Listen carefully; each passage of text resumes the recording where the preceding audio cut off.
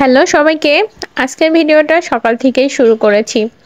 মনটা যখন খুব খারাপ করে, বাড়ির কথা মনে পড়ে, তখন আমি জানালা দিয়ে বা বারান্দায় দূর আকাশ দেখি, আবার দূরের বিল্ডিংগুলো দেখি, তখন মনটা একটু ভালো লাগে।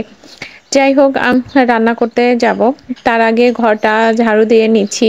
এর মধ্যে আমি অনেক কাজ করে ফেলেছি।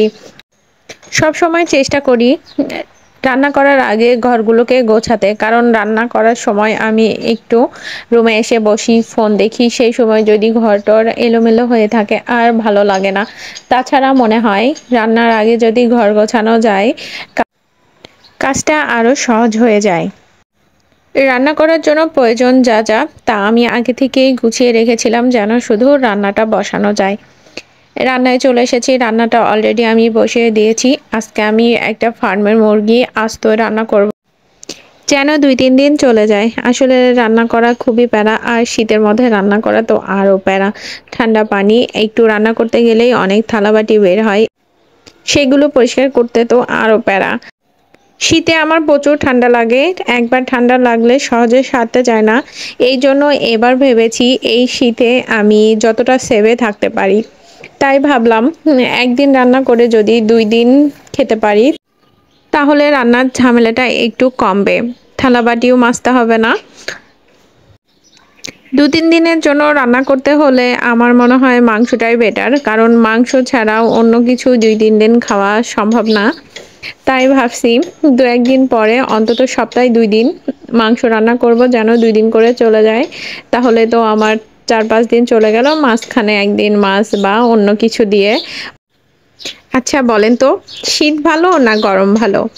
আমার মনে হয় যখন শীত আসে তখন মনে হয় যদি গরম আসতো তাহলে ভালো হতো। আবার যখন গরম আসে তখন মনে হয় যদি শীত আসতো তাহলে মনে হয় অনেক ভালো হতো। সত্যি কথা বলতে গরমই ভালো। কারণ শীতে স্কিনের প্রবলেম হয়, ঠান্ডা লাগে, চুল ওঠে, অনেক সমস্যা দেখা দেয়। শীতে অবশ্য আমার চুলটা খুবই কম উঠতো, কিন্তু এইবার এত পরিমাণ চুল উঠছে বলার মতো না।